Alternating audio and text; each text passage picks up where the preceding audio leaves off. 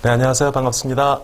7월부터 상황판단 기본 강의, 상황판단에 필요한 37가지 기술들을 진행하게 될 김재형입니다, 여러분. 7월 달에 이제 뵙게 되겠지만요. 그 전에 가볍게 OT 영상을 통해서 여러분께 인사를 드리려고 합니다. 7월 18일부터 강의가 시작될 텐데, 제 바람이 있다면요. 여러분께서 그날 저랑 처음 이제 보신다는 마음으로 어떻게 강의를 진행할지 이렇게 보지 마시고요. 미리 이 강의를 통해서, 이 OT 영상을 통해서, 김정일한 강사가 상황 판단에 대해서 이렇게 바라보고 있구나. 그래서 이렇게 지도를 해가겠구나. 이거를 미리 얻어가신다면 훨씬 더 7월 18일부터 시작되는 강의에 여러분들의 몰입도가 높아지지 않을까라는 생각을 해봅니다. 그래서 그런 차원에서 한번 OT 영상을 여러분께 소개를 드릴까 합니다. 그래서 여러분께서도 제가 드리는 이 내용을 바탕으로 해서 상황 판단 기본 강의 들어오기 전에 이런 과목이구나. 떠나서 어디가 우리가 공부를 해야 될 포인트구나. 여기를 좀 알아셨으면 좋겠다는 말씀을 드려보겠습니다.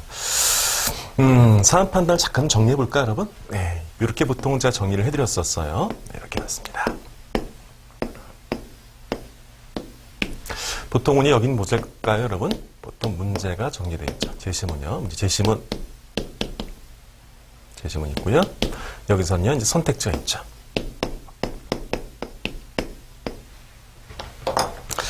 자, 상황 판단이라는 것을요, 전 인문 강의 때 이렇게 한번 정리를 해드렸습니다.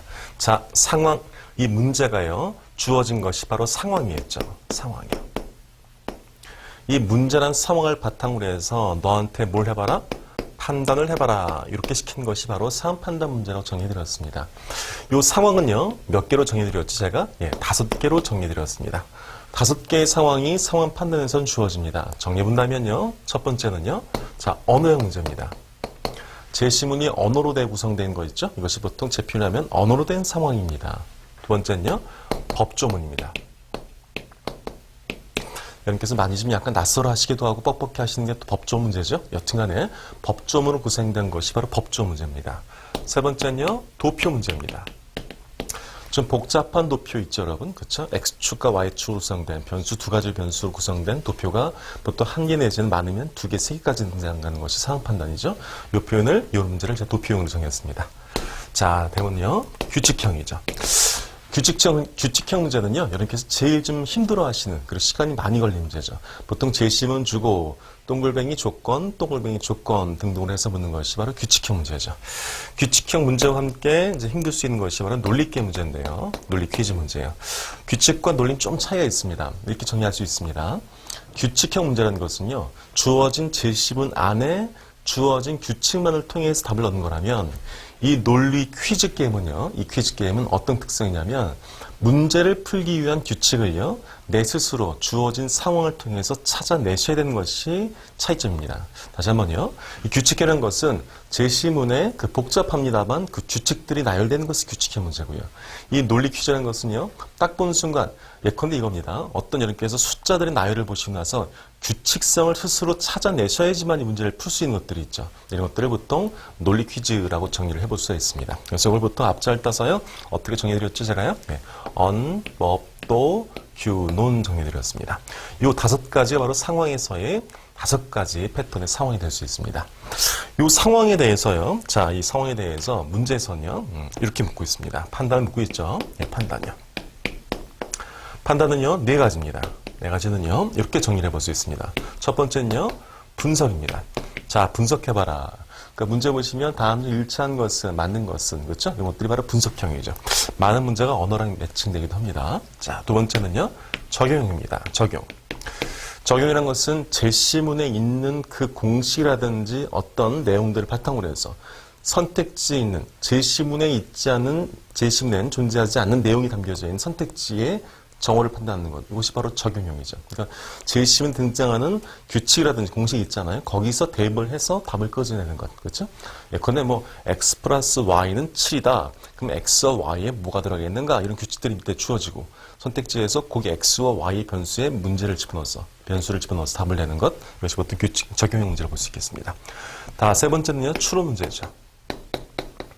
이 문제를 많이 힘들어하십니다. 추론 문제 뭘까요? 네, 주어진 걸 통해서 새로운 것을 끄집어내는 것. 주어진 걸 통해서 새로운 것을 끄집어내는 것. 이것이 바로 추론 문제입니다. 자, 분적 추판. 네 번째는요, 판단인 거죠. 과연 글을 보시고 나서 이 글 내용을 밑에 선택지 등장하는 것이 지지하는지 아니면요 약화시키는지 비판이 될 수 있는 건지 판단해 보는 것들이 보통 판단형 문제라고 볼 수가 있습니다. 줄여본다면 이제 분적 추판이라고 이제 정리를 볼 수가 있겠죠. 그래서 상황 판단이라는 것은 이 5가지의 상황을 4가지의 판단으로 시켜보는 것. 5가지의 상황을 4가지 판단으로 한번 답을 내려보는 것. 이것이 바로 상황 판단 문제라고 말씀을 좀 드려봤습니다. 자, 여기까지는 뭐 여러분께서 한 번쯤 고개 끄덕대면서 들을 수 있으실 것 같은데요. 그렇죠? 맞겠다. 보니까 이렇게 나오지겠군이라 볼 수 있을 것 같습니다. 여기서 한번 여쭤보도록 하겠습니다. 여러분께서 많은 기출문제 보셨고 문제 보셨을 겁니다. 강의도 들으셨을 거고요. 근데 왜 자꾸 점수가 오르지 않을까요? 왜 만족스럽지 않을까요? 공부를 하더라도 왜 흡족한 마음이 들지 않을까요? 이럴 때가 있거든요. 점수가 조금 높지 않게 나온다 하더라도 내 스스로에 대해서 실력에 대해서 자신감이 넘칠 때가 있습니다. 그때는 나온 점수에 일희일비하지 않습니다. 그런데요. 이런 경우가 있습니다. 모의고사를 보거나 문제를 풀 때 점수가 잘 나옴에도 불구하고 스스로가 굉장히 불안해하는 경우가 있습니다. 그럼 왜 그럴까요? 맞습니다. 진짜 내가 저 문제를 실력으로 풀었는지가 내 스스로가 의심되는 경우가 있습니다. 바로 그런 경우 때문에 여러분께서 이 적성시험 많이 힘들어하는 것도 사실입니다. 그렇다면 왜 그런 일이 발생했을까요? 여기에 대해서 제 나름대로 말씀드려보겠습니다. 수업 때도 몇 번 말씀드렸습니다만 그 이유 중에 하나는 여러분께서 적성시험을 적성스러움 쉽게 공부를 하지 않으셔서 그렇습니다. 혹시 여러분 공부가 처음이 아니신 분께 여쭤보고 싶습니다. 여러분 혹시 기출문제집 하나 있으시죠? 네. 작년 보셨던 그 기출문제를 열어보십시오. 혹시 빽빽하게 못들이 적혀져 있습니까? 그렇다면 여러분께서는 적성시험을 적성스럽게 공부를 못하신 겁니다. 여러분께서는 적성시험을 마치 2차 공부하시듯이 암기형 공부로서 정의를 하신 겁니다. 적성시험을 잘한 사람은 그 기출문제집에 많은 말들이 적혀있질 않아야 됩니다. 거꾸로 몇 가지 가벼운 표시만이 된 상태에서 그 문제를 보시고 공부를 하셨어야 되는 겁니다. 그렇지 않고 마치 우리가 2차 책 정리하듯이 이 내용 저 내용들을 빽빽히 적어놓으면 여러분께서는 지식만을 늘려놓은 겁니다. 이 적성시험에서 늘려야 될 머리 파트는 단순히 지식에 대해서 반응하신 파트가 아니고요. 주어진 내가 정보를 가지고 이 정보를 통해서 새로운 사실을 유연하게 접근할 수 있고 적용할 수 있고 사고가 할 수 있고 이것들을 배우셔야 될 텐데 많은 분께서는 이제 말씀드린다면 아마 이 기출 문제들만을 봤을 겁니다. 이렇게요. 이 생각들은 차치하고요. 그렇죠? 아마 이 문제를 보기에도 급급하셨을 겁니다. 그러면서 기출을 10번 봤다, 뭐 10번 봤다 하시면서 어떤 게 익숙해졌을까, 여러분? 맞습니다. 이 제시문들이 익숙해졌겠죠. 하지만 그럴수록 자꾸만 이 생각들, 정신들은 멀어졌을 겁니다. 본 순간 답 3번인데요, 이렇게요. 그러다 보니까 어떻습니까? 기출을 또 봐야 될까요? 라는 말씀을 하시죠. 왜? 기출을 다 안다고 생각하기 때문에 그렇습니다. 하지만 제가 말하는 기출에서의 공부에서 중요한 거는 그 개별적인 문제에서의 제시문 내용이라든지 풀이법이 아닙니다, 여러분. 그 똑같은 문제는 다시 나오지 않습니다. 외형상 똑같은 문제는 다시 나오지 않습니다만 그럼 기출은 왜 중요하다고 말씀드릴까요? 그 문제를 풀을 때 필요했던 그 정신이 있지 않습니까? 그 정신은 반복되고 있던 거였습니다, 여러분. 그 정신이 바로 뭐였을까요? 네, 분적 추판이었습니다. 따라서 핵심은요. 이 파트가 아니고 어느 파트였습니까? 바로 이 파트였던 겁니다. 바로 여기에서의 필요했던 사고들, 얘들을 배워야 되는 것이 필요했을 텐데 우린 그렇지 않고 그 문제의 외형에 등장하는 문제의 소재에만 너무 천착했던 게 아닌가라는 그런 말씀을 좀 드려보겠습니다. 자, 여러분 얘도 너무 많습니다. 분적 추판도요. 얘도 한번 좀 줄여보겠습니다. 줄인다면 어차피 사항판에서 필요한 정신은요. 2가지입니다. 2가지. 크게 보신다면 첫 번째는요. 이해력입니다. 자, 제가 드리는 말씀에 대해서 한 번쯤 생각해 보십시오. 그러니까 이해력의 말은 많이 들어보셨죠. 그래서 어릴 때부터 이해력의 말을 아무께서 아마 어떤 수험에서도 그리고는 어떠한 조언에서도요 종종 등장하는 말이니까 많이 들으셨을 겁니다. 하지만 조금 추상적이지 않은 구체적인 팁을 좀 드리고 싶습니다. 여기 정말로 이해력이 높으신지 그렇죠? 그걸 말씀드려보겠습니다.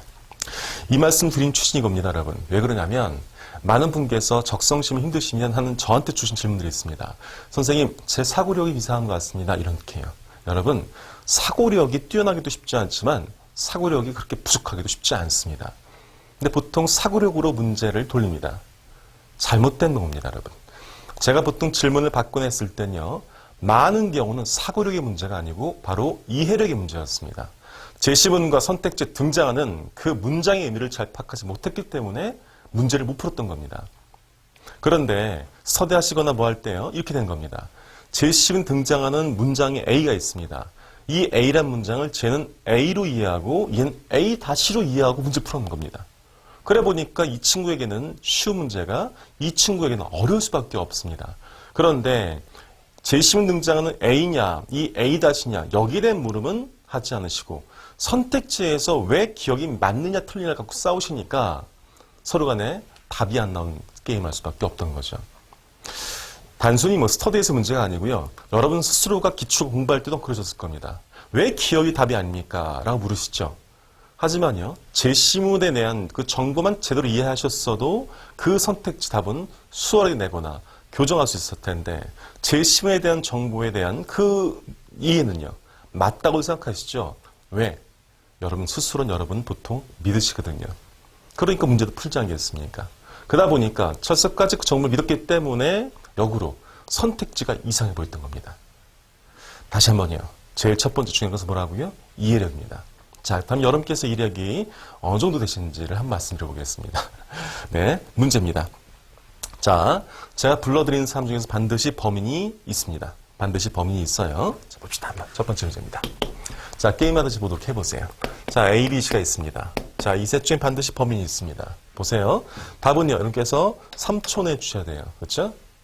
그런데 B가 범인이 아닙니다. 됐죠? 하나, 둘, 셋. 이겁니다, 여러분. 범인은 누굴까요? 이렇게 하시겠죠. 고민되시죠? 첫 번째, 지금 어떤 답도 못하신 분도 있죠. 이러시면 안 됩니다. 적성심을 찾으려면 무조건 정보가 주어지면 그 정보가 무슨 말인지에 대해서 생각하시고 답을 얼른 말씀 주시는 겁니다. 이 과정이 되셔야지만 빠른 스피드에 있는 사고 되십니다.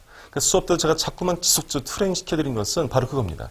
멍청하게 그냥 앉아서 강사 푸는 문제 봐서는 절대 늘지 않습니다. 제가 드린 질문에 항상 빠르게 대답하십시오, 여러분. 오케이? 다시 한번.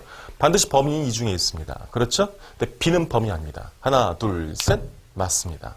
범인은요, A, 그리고요, C. 둘 중에 하나겠네요. 라고 많이들 생각하실 겁니다. 범인은요, A와 C일 수도 있습니다. 좀 이해하셨습니까? 다시 한번 2, 3분 전 돌아가죠. 범인은 반드시 이 중에 있습니다. 말씀드렸죠. 그 말은 무슨 말일까? 한 명일지, 두 명일지, 세 명일지는 알 수 있다, 없다? 알 수 없습니다. 저는 이랬습니다. 반드시 범인이 한 명 있다는 말씀드리지 않고요. 범인이 반드시 있다 이겁니다. 자, 이제 아셨습니까? 여러분께서 얼마큼 이해한 것이 쉽지 않은 일인지를 아셨습니까? 떠나서 그 이해한 것이 문제 풀기 위한 조건이 될 수 있음을 이제 느끼신 거죠, 여러분? 얘를 아셔야 되는 겁니다. 이렇게 하셔야지만이 내가 진짜 공부할 파트가 어딘지에 대해서 답을 낼 수 있게 된 겁니다. 두 번째입니다. 네, 지금 저는 여기 합계배파학원에서 스튜디오에서 강의를 하고 있는데요. 저쪽 방이 있으니까 쪽 보니까요. 연예인들이 와 있어요. 그렇죠? 제가 좋아하는 설현하고 수지가 와 있습니다. 저쪽 방에 지금 설현하고 수지가 있습니다. 자, 이것도 답을 3초 내에 답을 내보세요. 자, 저 방에는 몇 명 있습니까? 하나, 둘, 셋. 이번에는 1번보다 조금 답이 좀 늦게 나왔었겠네요. 왜? 느낌상 2명인데. 그쵸? 느낌상 2명인데 저 사람 왜 물었을까? 이래서 아마 좀 답을 못 냈다면 잘하신 겁니다. 추론 능력이 있으신 거네요. 그렇죠? 네. 자, 저 방엔 몇 명 있을까? 하나, 둘, 셋. 네, 좀 눈치가 빠르신 분 있으면 말씀하시겠네요. 네, 모릅니다. 이렇게 해요. 틀린 말 아닙니다. 잠깐. 왜 모릅니다 말을 하지? 두 명인데? 이렇게 생각하시는 분 있죠? 다시 한번 제가 드린 말씀을 기억해 보십시오. 저 방에는 서령과 수지가 있습니다. 이겁니다. 자, 비교를 해보세요. 저 방에는 서련과 수지만 있습니다. 저 방에 몇 명이 있습니까? 맞습니다. 두 명 있죠. 다시 해보겠습니다. 저 방엔 서련과 수지가 있습니다. 자, 이제 아시겠습니까? 네. 모릅니다보다 더 정확한 답이 있죠? 하나, 둘, 셋. 저 방엔 두 명 이상이 있는 겁니다. 이렇게. 따라서 저 방엔 서련과 수지가 있다. 이 문장을 제대로 이해했다는 것은 뭘까요? 저 방엔 두 명 이상이 있군. 얘를 끄집어내는 겁니다. 누구는요, 저 방엔 둘이 있다고 가정하고 문제를 풀 거고요. 누구는요, 저 방에는 두 명, 세 명, 네 명 될 수 있음을 가정하고 문제를 풀 겁니다. 당연히 누군가 선택지가 이상이 없이 보일 거고요. 누군가 선택지가 이상이 있어 보일 수 있겠네요. 됐죠? 자, 이런 게 바로 제가 드리고 싶은 말씀입니다. 우리는 생각보다 모자랍은 이해력이 약합니다. 이것은 경험이 필요한 얘기도 합니다. 문제를 많이 접해본 사람이 문제를 잘하는 것은 그들의 IQ가 높아져서 그렇지 않습니다. 각각 제시문에 등장하는 그 표현들이 가지고 있는 진정한 의미값을 알기 때문에 그 의미값들에 대해서 경험을 많이 했기 때문에 고민 없이 그 말에 대해서 반응할 수 있는 겁니다. 하지만 적성시험이 처음이면 그런 문장들이 약간 생뚱맞아 보인다는 거죠. 더 나아가서 시험이 주는 압박감 때문에 우리가 평안하게 머리를 못 써요. 그럼 적금만 경직된 눈으로 제시를 바라보기 때문에 그 문장들이 주는 값들에 대해서 제대로 된 답을 내지 못한다는 거죠. 둘 중에 하나입니다. 너무 거칠게 봐서 그 말이 무슨 말하는지를 정확히 모르거나 아니면요. 너무 꼼꼼히 봐서 어찌 보면 오독을 하거나 의역을 하거나 이런 경우 많다는 거죠, 여러분. 그러다 보니까 이 이해력이라는 것은요, 여러분께서 어떻게 하시면 된다는 거죠? 무수히 틀려가시면서 경험해 가시면서 이 표현들은 이런 값들을 갖는구나 이렇게 생각하시면서 문제를 풀면 되겠습니다. 자, 첫 번째 축이 의해력이면요. 두 번째는요. 바로 추리력입니다. 자, 추리력. 이 추리력 같은 경우는 자, 이렇게 정리해 볼 수 있습니다. 추리라는 것은 이겁니다. 주어진 걸 통해서 새로운 것을 끄집어내는 것. 어떤 게 주어진다면, 그렇죠? 어떤 A값이 주어진다면, A값과 B값이 주어진다면, 얘를 통해서 뭐죠? 새로운 C라는 것을 끄집어내는 것. 이게 바로 추리력입니다. 추론력, 추리력입니다. 자, 여기도 한번 정리해 보겠습니다. 자, 문제를 내죠. A, B, C, D가 있어요. 그들이 서로 싸웠습니다. 그렇죠? 네. 근데 보니까, 자, 정보를 드린다면, A, B, C가 서로 싸웠는데, 아이고, A를 제외하고는 모두 뭐죠? 모두 무승부가 있어요. A를 제외하고는 모두 무승부가 있습니다. 두 번째는요, B를 제외하고는요, 모두 패가 있어요. 자, 정보가 대충 잠깐 이 컴퓨터를 잠깐 멈추시고요. 문제를 고민해 보시면 괜찮습니다. 자, 보신다면요, A를 제외하고는요, 모두가 무승부고요. B를 제외하고는요, 모두가 패했답니다. 됐죠? 오케이. 누구는 이 문장도 제대로 파악 못하는 경우가 있습니다. 하지만 아까 말씀드렸지만 이해력이 중요한 말씀드렸죠. 자, 보세요. 이해력인 것은 주어진 액면가 이상의 것을 끄집어내는 겁니다. 이상이 아니고 액면가 그 내용이 말하는 말을 무슨 말인지를 정확히 파악해 보는 겁니다. 그렇죠? 네. A를 제외하고 모두 무승부죠. 잘 보세요. 이것은요. 맞습니다. 다른 쉬운 말은요. B, C, D는요. 뭐 했던 뜻입니까? 무승부가 있군 이겁니다. A만 무승부가 없군. 한마디로 B, C, D가 무승부가 있군. 이렇게 정리해 볼 수 있습니다. 자, B를 제외하고 모두 패했다. 이 말은 뭘까요? 맞습니다. A, C, D는 패한 적이 있군. 이겁니다. 됐죠? 다시 한번요. 자, 지금 이 문장은요. 이해를 해봤더니 이건 어떻게 정리될 수 있어요? 네, B, C, D는 무승부한 적이 있군. 그럼 이 문장은요. 어떻게 정리할 수 있어요? A, C, D는 패한 적이 있군. 이겁니다. 자, 여쭤보겠습니다. 하나, 둘, 셋. 네, 물론 쉽지 않습니다. 여러분께 한 번 답을 하라고 말씀드린 것이 아닙니다. 하지만 이런 분이 있을 겁니다. 누구는요, 이걸 말씀드려도 저게 무슨 말이지? 이런 말 있을 거고요. 두 번째는요, 말씀드리면 이게 이런 말이긴 해까지 오신 분 있을 겁니다. 첫 번째 분은 경험이 없으시거나 적성시험에 대해서 조금은 감을 잡으셔야 될 분이고요. 두 번째 분은요. 적성시험 상황 판단에 대해서는 감을 잡으신 분입니다. 왜? 이 말이 무슨 말하는지 파악하신 분이니까. 하지만 A급 수준은 아니시죠. 세 번째입니다. A급 수준이라면 하나, 둘, 셋 맞습니다. 얘를 통해서 무언가 답을 내려고 노력해 보실 겁니다. 이게 무슨 력? 바로 추리력, 다른 말 추론력입니다. 서로 다른 정보를 파악했다면 이걸 보고 나서 무한 능력? 네, 맞습니다. 어떻게? 아, 이것이 뭐다? 이 말이 이 말이군. 이걸 끄집어내는 것이 바로 뭐다? 이것이 추리력이 된 겁니다. 자, 정해보겠습니다, 여러분. 자, 이 문제에서 답은요, 이겁니다. A와 B의 싸움에서 A가 이겼다. 이게 바로 이 조건을 통해서 얻어진 정보가 될 수 있습니다. 당황하시죠? 아니요, 할 수 있습니다. 자, 얘를요, 한번 정리를 해볼게요. 자, A, B, 뭐 C, D 있겠네요. 그렇죠? 승, 무, 패이터 칩시다.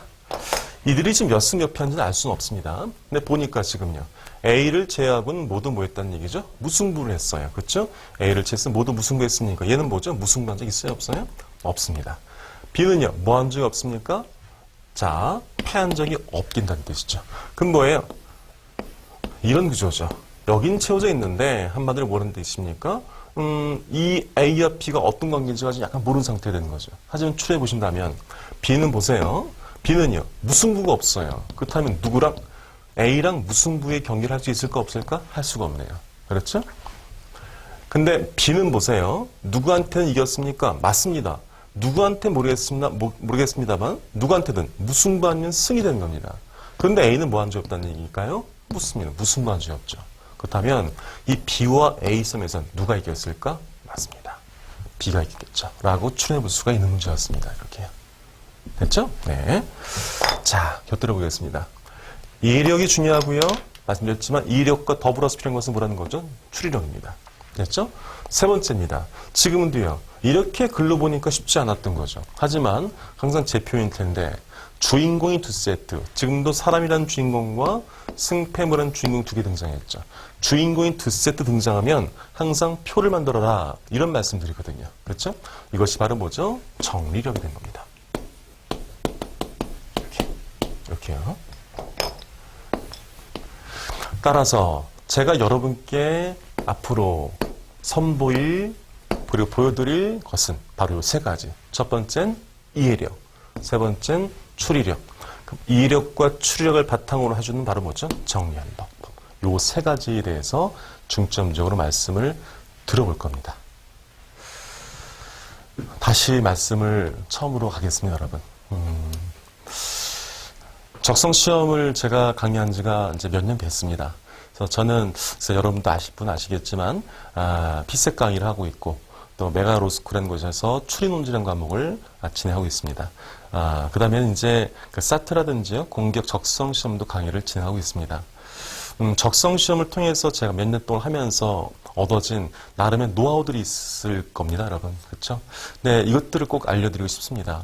특히 피셋 분들에게 꼭 알려드리고 싶은 것은 너무 열심히 한 수험생이라는 것은 제가 너무 잘 알고 있습니다.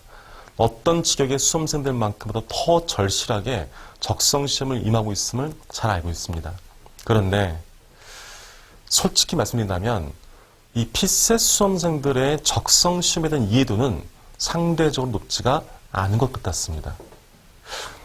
비교나 말씀드린다면 로스쿨 쪽 보통은 한 길면 6개월, 짧으면 한 4개월 정도 공부하고 그 피셋보다 조금은 좀 복잡할 수 있는 시험인 그 추리논증이라는 과목을 시험 보게 됩니다. 리트의 한 과목일 텐데요.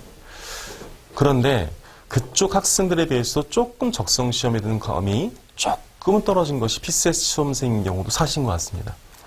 이것은 괜히 여러분께 어떤 학원 강의 들어라, 제 강의 들어라, 이렇게 이제 호도하게 해서 드릴 말씀이 아닙니다.